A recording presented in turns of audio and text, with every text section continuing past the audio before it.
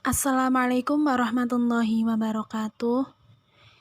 Di sini saya mewakili kelompok 10 untuk menjelaskan memahami bentuk-bentuk otonomi pendidikan.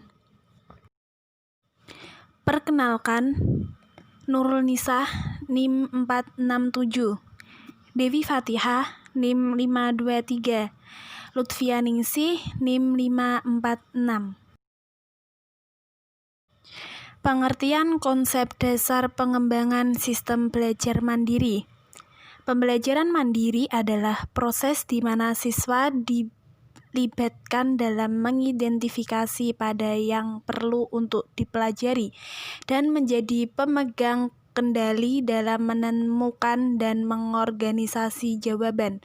Hal yang terpenting dalam proses belajar mandiri ialah peningkatan kemampuan dan keterampilan siswa atau peserta didik dalam proses belajar tanpa bantuan orang lain, sehingga pada akhirnya siswa atau peserta didik tidak tergantung pada guru, pembimbing, teman atau orang lain dalam belajar. Dalam belajar mandiri, siswa akan berusaha sendiri dahulu untuk memahami isi pelajaran yang dibaca atau dilihatnya melalui media pandang belajar. Komponen sistem belajar mandiri. Tujuan merupakan komponen yang sangat penting dalam sistem pembelajaran. Mau dibawa kemana siswa? Apa yang harus dimiliki oleh siswa? Semuanya tergantung pada tujuan ingin dicapainya. Bahan pelajaran. Bahan pelajaran adalah komponen kedua dalam sistem pembelajaran. Dalam konteks tertentu, bahan pelajaran merupakan inti dalam proses pembelajaran, yang artinya sering terjadi proses pembelajaran diartikan sebagai proses penyampaian materi. Kegiatan belajar mengajar. Kegiatan belajar mengajar ialah inti kegiatan dalam pendidikan. Segala sesuatu yang telah diprogramkan akan dilaksanakan dalam proses belajar mengajar. Metode. Metode ialah cara yang digunakan oleh pengajar dalam menyampaikan pesan pembelajaran kepada peserta didik, dalam mencapai tujuan pembelajaran, dan komponen yang juga mempunyai fungsi yang sangat menentukan. Alat. Alat adalah segala sesuatu yang dapat digunakan dalam rangka mencapai tujuan pengajaran. Sebagai segala sesuatu yang dapat digunakan dalam mencapai tujuan pengajaran, alat mempunyai fungsi, yaitu alat sebagai perlengkapan, alat sebagai pembantu mempermudah usaha mencapai tujuan, dan alat sebagai tujuan utama.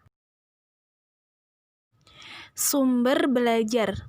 Belajar mengajar telah diketahui bukanlah berproses dalam kehampaan, tetapi berproses dalam kemaknaan. Di dalamnya ada sejumlah nilai yang disampaikan kepada anak didik.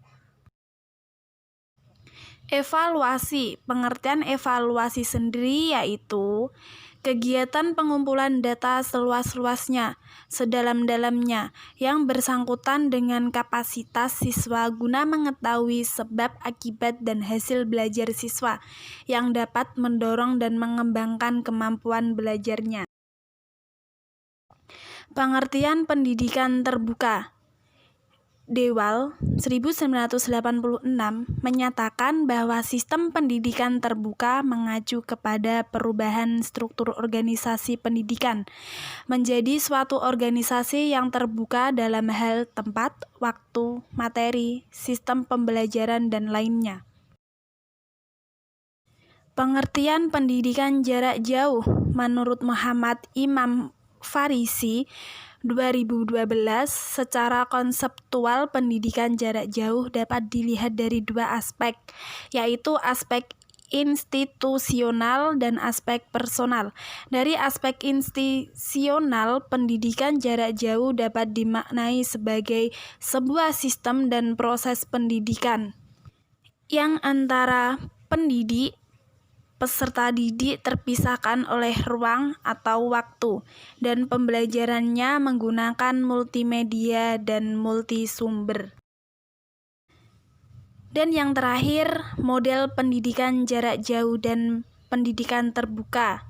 Yang pertama, model single mode. Yang kedua, model dual mode. Yang ketiga, model konsorsium.